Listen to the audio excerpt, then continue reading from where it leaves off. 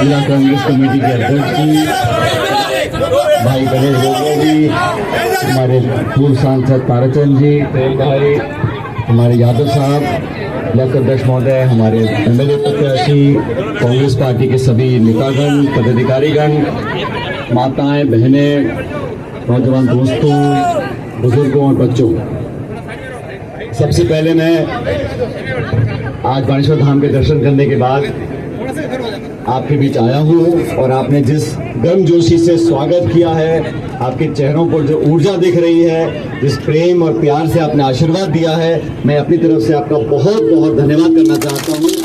और अभी गणेश जी बोल रहे थे क्या हाल इस प्रदेश का बन गया। मैं बाणेश्वर धाम में गया, मैंने महाराज से पूछा, मैंने कहा पिछली सरकार ने बहुत सारा पैसा दिया था रोड बनाने का, पुल बनाने का, 125 करोड़ 90 करोड़, सारा काम ठप पड़ा है। वो तो एक निर्माण का काम है, लेकिन जो काम गांव गरीब को पेट पालने का क्या करती थी सरकारें, वो सरकार ने बंद कर दिया। नरेगा को बंद कर दिया। ग्रामीण क्षेत्र में विकास के जितने काम थे सब ठेकेदार काम छोड़कर पड़े हैं। मेट को काम नहीं है। जो सड़कों का, नालियों का, गांव में जो बिल्कुल विशेष काम थे उनको बंद कर रखा है। और सबसे बड़ी बात, देश में जो हालात बन गए, नौजवानों के अंदर असंतोष पैदा हुआ, सारी परीक्षा के पेपर लीक हो रहे हैं, अस्पतालों में व्यवस्था चिकित्सा की चरमरा गई है, स्कूलों की छतें गिर रही हैं, रोज शोषण हो रहा है, दलितों के साथ, महिलाओं के साथ, गरीबों के साथ अत्याचार हो रहा है, कोई सुनने वाला नहीं। सरकार बनती है जनता के विश्वास के साथ, लेकिन इतने 2.5 साल के कम कार्यकाल में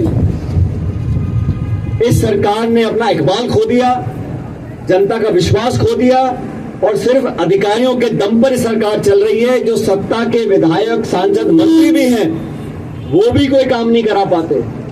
इंजन डबल है, दिल्ली का इंजन भी है, जयपुर का इंजन भी है। फिर क्या कारण है? ना खाद मिलती है, ना डीएपी मिलता है, ना यूरिया मिलता है। पेट्रोल, तेल, गैस के दाम आसमान छू रहे हैं, पेपर लीक हो रहे हैं, हमारे बच्चे आत्महत्या कर रहे हैं। कोई संभालने वाला नहीं है, कोई जिम्मेदारी लेने वाला नहीं है। और हम कांग्रेस में है इसलिए विरोध करें, ऐसी बात नहीं है। खूब समय सरकार को दिया, मुख्यमंत्री जी मुख्यमंत्री बने, क्या भाषण देते हैं कि राजस्थान का किसान सिर्फ 20 दिन काम करता है। ना किसान को खाद, बीज, बिजली, डीजल, पानी दे पा रहे हैं, ना नरेगा को चला पा रहे हैं।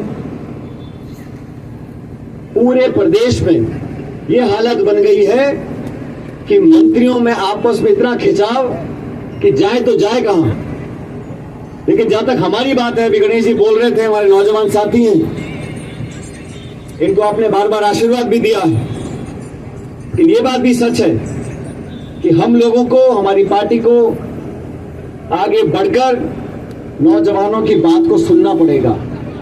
हमारे जो आदिवासी भाई हैं, दलित भाई हैं, आज वो इस 12 साल की केंद्र सरकार से और 2.5 साल की राजस्थान सरकार से थक चुके हैं, परेशान हो चुके हैं। जगह जगह आंदोलन हो रहे हैं। राहुल गांधी जी ने बीड़ा उठाया है कि जिन बच्चों के साथ धोखा हुआ, जिनकी परीक्षा के पेपर लीक हो गए, हमको न्याय चाहिए, हमें वो व्यवस्था चाहिए, वो सरकार चाहिए जो न्याय करा पाए।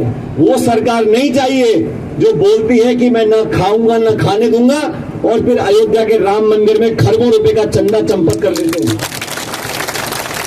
किस विश्वास के साथ जनता वोट डालती है? और जब धोखा होता है तो किससे पूछेंगे? आज राम मंदिर में किसी को पता ही नहीं है कितने खरबों रुपए का गबन हो गया। भगवान राम की पूजा करने वाले उनकी नाक के नीचे डकैती डाल रहे हैं। और जो एफआईआर लिखी है, एफआईआर में नाम किसका है?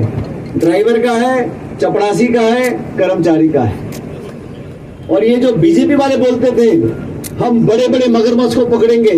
अरे तुमने तो उनको वहां बिठाया है, और अब जवाब मांगो तो बोलते जांच चल रही है। नीट का पेपर लीक हो गया, 22 लाख बच्चों का भविष्य बर्बाद करने की कगार पर आ गए तो जांच चल रही है। प्रधानमंत्री जी पूछो कहां है, तो दुनिया में पता नहीं कहां कहां घूम रहे हैं, कोई जवाब देने को तैयार नहीं है। विपक्ष की पार्टियों को तोड़ रहे हैं, परिसीमन कर रहे हैं। आपने देखा होगा अलग अलग वार्डों का परिसीमन कर रहे हैं। ये परिसीमन करना चाहते हैं लोकसभा विधानसभा का भी, ताकि सारे चुनाव तुम जीत जाओ। निर्वाचन आयोग हो, अधिकारी हो, प्रशासन हो, न्यायपालिका हो, पुलिस हो, सब जगह दबाव और तनाव की राजनीति हो रही है। इसलिए आप लोगों को, और मैं बार बार इस बात को इसलिए बोल रहा हूं 2 दिन से, ये वागड़ जो है ये कांग्रेस का मजबूत गढ़ है, और आप लोगों की ताकत के दम पर हम लोग परिवर्तन लेकर आएंगे। समय दूर नहीं है, अभी चुनाव होंगे। अभी ये बीजेपी की सरकार इतनी घबराई हुई है, बार बार हाईकोर्ट की डांट पड़ती है, हाईकोर्ट लताड़ता है कि भाई चुनाव कराओ। ना पंचायत के चुनाव, ना जिला परिषद के चुनाव, ना नगर पालिका के चुनाव, ना महापौर के चुनाव। चुनाव होगा, इनकी पोल खुल जाएगी। तो बार बार बहाना देते हैं, कभी कहते गर्मी बहुत है, कभी कहते बच्चों की परीक्षा चल रही है, अभी सावा बहुत बड़ा है। तो ये चुनाव कराना नहीं चाहते। जब भी चुनाव होंगे, और चुनाव करवाने पड़ेंगे, जब चुनाव होंगे तो हमारी जो नींव है, पंचायत समिति, जिला परिषद, प्रधान, प्रमुख, सरपंच, यहाँ पर आप अच्छे नए लोगों को मौका दो, कांग्रेस की विचारधारा के लोगों को जिताकर भेजो, ताकि 2.5 साल के बाद जब असली इम्तिहान आएगा विधानसभा का, तो उस पूरे क्षेत्र में ये हाथ जो है कांग्रेस का पंजा, ये हर जगह दिखना चाहिए, और तभी हम सरकार बनाकर आपकी सेवा कर पाएंगे। मैं आपको आश्वासन देता हूं, राहुल गांधी जी ने और खड़गे साहब ने इस देश में जो दुखी है, पीड़ित है, गरीब है, आदिवासी है, वंचित है, महिला है, कमजोर है, हर उस वर्ग को हिम्मत देने का काम किया है, और वही संदेश लेकर हमें गांव-गांव जाना पड़ेगा। हम तमाम साथियों की तरफ से मैं आपको धन्यवाद देता हूं, और एक आपसे गुजारिश कर रहा हूं कि डूंगरपुर जिले में, बांसवाड़ा जिले में, उदयपुर संभाग में हम लोगों को और ताकत चाहिए। हमें लड़ना है, सिर्फ एक पार्टी से नहीं लड़ना, ये पूरी व्यवस्था बन गई है। निर्वाचन आयोग कांग्रेस के उम्मीदवार का पर्चा दाखिल जो किया वो खारिज कर देता राज्यसभा का मध्य प्रदेश में, आपने देखा होगा। निर्वाचन आयोग, हमारी सीट वो जीतने वाली थी, मीनाक्षी नटराजन उम्मीदवार थी, कहते हैं आपने फला जानकारी नहीं दी, आपका पर्चा खारिज कर दिया। और झारखंड में जो भाजपा का पर्चा भरा था उसमें 10 गलती बता दी, बोले 48 घंटे ठीक करके लिया। ये हालात पैदा देश में हो गए।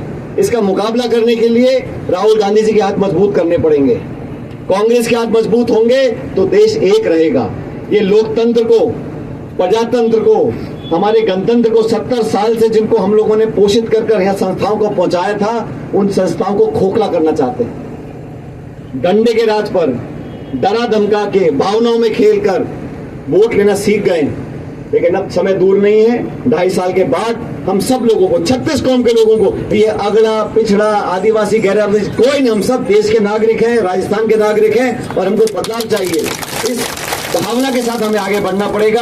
आपने हमेशा की तरह, जब जब मैं यहाँ पर आया हूँ, आप सब ने मिलकर बहुत सम्मान दिया है, बहुत इज्जत दी है। मैं हमेशा हमेशा आप लोगों का आभारी रहूंगा। लेकिन आने वाले समय में पूरा आशीर्वाद, ना सिर्फ मुझको लेकिन सब लोगों को आपको आशीर्वाद देना है, और दोनों हाथ खड़े कर मुझे आश्वासित कर दो कि बागड़ में कांग्रेस मजबूत करनी है। बहुत बहुत धन्यवाद।